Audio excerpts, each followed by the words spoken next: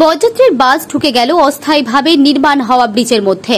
অল্পের জন্য রক্ষা পেল বরযাত্রীদের আশা মানুষজন। বেহাল ব্রিজ নিয়ে উঠল রাজনৈতিক চর্চা। দাবি করা হলো অবিলম্বে একদিনের মধ্যে গড়ে তুলতে হবে অস্থায়ী ব্রিজ। অভিযোগ উঠল টাকা তছরূপের। শুক্রবার রানীগঞ্জের বল্লভপুর গ্রাম পঞ্চায়েতের বল্লভপুর থেকে নূপুর যাওয়ার ব্রিজ কয়েকদিনের মধ্যে ভেঙে যাওয়ার উঠল এমনই সব অভিযোগ। প্রায় এক মাস আগেই রানীগঞ্জের বল্লভপুরে ওই অংশে নিকাশি নালার ওপর গড়ে ওঠা একটি দীর্ঘ প্রাচীন ব্রিজ অতিরিক্ত পণ্য বোঝাই যান চলাচলের কারণে ভেঙে যায়। নষ্ট হয় ব্রিজের কাঠামোর বেশ কয়েকটি অংশ। এরপরই ওই ব্রিজের ওপর চাপ কমানোর লক্ষ্যে তার পাশে গড়ে ওঠে এক অস্থায়ী ব্রিজ। শুক্রবার সেই অস্থায়ী ব্রিজের ওপর দিয়ে বরযাত্রীর বাস যাওয়ার সময় গত দুদিনের বৃষ্টির কারণে ওই ব্রিজের মধ্যে থাকা ভরাট করা সামগ্রী জলের তলে ভেসে যায়। এই ব্রিজটি দুর্বল হয়ে পড়ে আর তারপরেই তার মধ্যে এবার বরযাত্রীর বাস যাওয়ার সময় সেই বাস ওই ব্রিজের মধ্যে ঢুকে যায়।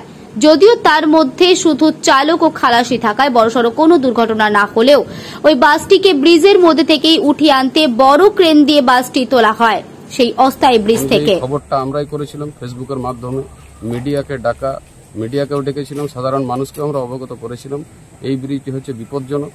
আর এটা একমাত্র হয়েছে প্রশাসনের না দেখার কারণে। প্রশাসন যদি এটা দেখতো তাহলে এরকম অবস্থা হতো না। ঠিক তারপরেই আমরা দেখলাম নাটকীয়ভাবে এখানে এই পাশে একটা পুল করা হলো, এইটিকে সিল করা হলো, মেন রাস্তাটা সিল করে এখানে একটা পুল বানানো হলো যে এই রাস্তাটাই মানুষ বেরোবে, এটা খুলে দেওয়া হলো। কিন্তু কি ম্যাটেরিয়াল দিয়ে হলো?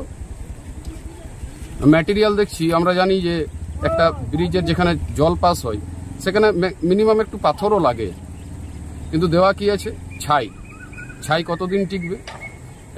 একটা বর্ষা হলেই যা হবে আর কি, যা ঘটার সেটাই ঘটলো। আজকে যত টাকার কাজ হয়েছে এখানে, এই ব্রিজটা কামানোতেও কাটমানি যা করেছেন। আগে তো এই ব্রিজের যখন আমরা গার্ডওয়াল দিতে বলেছি সেই গার্ডওয়ালও দেননি। একটা বিপজ্জনক পরিস্থিতিতে মানুষকে ঠেলে দেওয়া হচ্ছে। বারংবার মানুষকে আমরা সাবধান করছি, কিন্তু তা সত্ত্বেও প্রশাসনের ঘুম ভাঙছে না। আজকে এই কাজটার 20,000 টাকা বিল হয় না, সেই কাজের 1 লাখ টাকা বিল করে কাটমানি খেয়ে আজকে বসে গেল। কারণ কিন্তু বিপদে ফেলে দেওয়া হচ্ছে মানুষকে। আমরা বারবার বলছি যে মানুষকে এভাবে বিপদে ফেলাটা খুবই অন্যায়ের কাজ। আর এটা মানুষকে এক হতে হবে, কারণ মানুষ এক না হলে আপনার নিজের অধিকার নিয়ে, আমি জনগণকে বলবো, মানুষকে বলবো, আপনার নিজের অধিকার নিয়ে যদি আপনারা সচেতন না হন তাহলে আগামী দিনে কিন্তু আরো বিপদ আসতে চলেছে। শুধুমাত্র এই একটি পুল নয়, আজকে রাস্তা থেকে শুরু করে সমস্ত কিছুতে আজকে লোডের জন্য, সাধারণ মানুষের জন্য বলছে লোড। একটা মানুষ পেরোলে, যখন একটা মানুষের গাড়ি পেরোচ্ছে, এই যখন যাত্রীবাহী বাস পেরিয়েছে, এই যাত্রীবাহী বাস পেরোনোর সময় লোড হয়, প্রচুর লোড হয়ে যায় তাদের, যে রোডটা লোডের জন্য নাকি ধসে পড়ে। আমরা বলতে চাই সাধারণ মানুষকেও এবং প্রশাসনকেও, শুনে রাখুন, আজকে যে অন্যায়টা করছেন আপনারা, আজকে কাটমানি করে আপনারা যে অন্যায়টা করছেন, আজ সমস্ত কিছুটা যে মানুষের অধিকারের জিনিস আপনারা খেয়ে ফেলছেন, এর কিন্তু কেউ একজন ওপরে বসে বিচার করছে। আর এর বিচার সাধারণ মানুষ আগামী দিনে করবে, এটা আপনারা ভুলে যাবেন না। তাই বলতে চাই, এখনো বলছি, সজাগ হন। আর ইমিডিয়েট আমরা বলে যাচ্ছি, এবার একদম আমাদের পক্ষ থেকে বলে যাচ্ছি দায়িত্ব নিয়ে, ইমিডিয়েট এই পুলের যদি সঠিকভাবে ব্যবস্থা না হয়েছে, এই রাস্তা আমরা অবরোধ করব। এবং এই রাস্তা অবরোধ করে সাধারণ মানুষকে আমরা জড়ো করে, সাধারণ মানুষকে একত্রিত করে আমরা এখানে আন্দোলন বসবো। দেখি কত বড় প্রশাসন আছে, দেখি কত বড় বিডিও স্যার আছে, কত বড় অফিসার আছেন যারা এখানে আমাদের অবরোধটাকে তুলে দেয়। আমাদের অবরোধ একটা শর্তেই উঠবে, সেটা হচ্ছে সাধারণ মানুষের জন্য এই পরিষেবা দিতে হবে। ইমিডিয়েট এই পুলের ব্যবস্থা করতে হবে, কারণ এই পুলটার উপরে নির্ভর করে অনেকের পেট চলে। এখান থেকে যায় বাজারে কেউ সবজি বিক্রি করতে, কেউ মাছ বিক্রি করতে। আজকে এই পুরো এলাকাটা যাতায়াত এই দিক দিয়ে হয়। এই রাস্তা যদি বন্ধ হয়ে যায়, মানুষের যাতায়াতের রাস্তাটা বন্ধ হয়ে যাবে। তাই ইমিডিয়েট এটার ব্যবস্থা করতে হবে, আর না হলে কিন্তু আমরা বৃহত্তর আন্দোলনে যেতে বাধ্য হব। ঘটনাটা কিছু নয়, আমাদের একটা অস্থায়ী ব্রিজ করা হয়েছিল। জানেন যে আমাদের ইলেকশন ডিক্লেয়ার হয়ে গিয়েছে।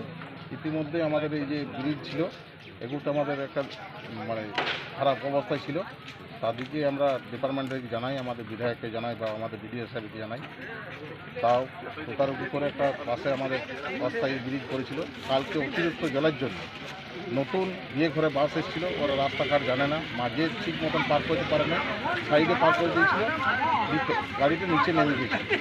সেটা ইতিমধ্যে আমরা তদারকি করে কাল রাত্রে জেসিবি নিয়ে আমরা পারিনি, আজকে কেরাং নিয়ে বাস উঠাই। আমরা এই ব্রিজ আছে, যেহেতু 13 তারিখে ভোট, আমরা রিপেয়ারিং করবার ব্যবস্থা করছি। এই ঘটনায় কতজন আহত হয়েছে? না, বাস খালি ছিল, আহত হয়নি। ড্রাইভারকে নিরাপত্তা হিসাবে নামাইছি এবং নিরাপত্তা হিসাবে আমরা বাসটা উঠিয়ে দিয়েছি। এর আগেও কিন্তু এখানে একটা ঘটনা ঘটেছিল, বারবার এই ঘটনাকে ঘটে যাওয়া। না, ইতিমধ্যেই ধরুন আমাদের ডিএম পর্যন্ত লেভেলে চিঠি আছে। আপনারা যদি বলেন যে আমরা চিঠি দেখাই দেবো, আমাদের ভোটের জন্য খেলাতে কাজ আটকে আছে। ভোটটা পেরেলে কিন্তু আমাদের কাজ দ্রুত গতি শুরু হবে। না, এই ব্রিজের সমস্যা আছে, দেখুন, না থাকা লয়। আমরা একটা অস্থায়ী ব্রিজ করেছিলাম আমাদের এডুকেশন ডিপার্টমেন্ট থেকে। সেইটা আমাদের এইটা আমরা পুরোনোই চাপ দিয়েছি, আমাদের এডিকে চেয়ারম্যানকেও বলেছি, তাপসদাকে বলেছি, বিডিও সাহেব বলেছি এবং ডিএম পর্যন্ত চিঠি হয়েছে যে এটা ইমিডিয়েটলি ব্রিজটা করতে হবে। সামনে আপনারা জানেন যে ইলেকশন পড়ে গেল, ইলেকশনের জন্য কাজ আটকে আছে। ইলেকশন বাদ আমাদের এই ব্রিজটি ইমিডিয়েটলি হবে। আর এটা অস্থায়ী যেহেতু ব্রিজ বানানো হয়েছিল, সেই জন্য মানে কালকে একটা দুর্যোগ গেল, জলটা হেভি হয়ে গিয়েছিল। সেই জন্য মানে যেহেতু অস্থায়ী ব্রিজ, জলটা বেড়ে গিয়েছিল, সেই জন্য একটা বাস, আমাদের বরযাত্রীর বাস ফেসে গিয়েছিল। তখনও সমস্যা গ্রামের লোক জানেন, আমাদের এডিডি থেকে একটা ইয়া হয়েছিল, 42 লাখ টাকা ইয়া হয়েছিল। তো 3টে টেন্ডারের জন্য আমাদের ব্রিজটা হলো না। তো ইতিমধ্যে আমরা তাপসদাকে জানাচ্ছি এবং এডুকেশন টিমকেও জানাচ্ছি, ওরা ইলেকশন বাদ ইমিডিয়েটলি ব্রিজটা তৈরি করবার চেষ্টা করছে।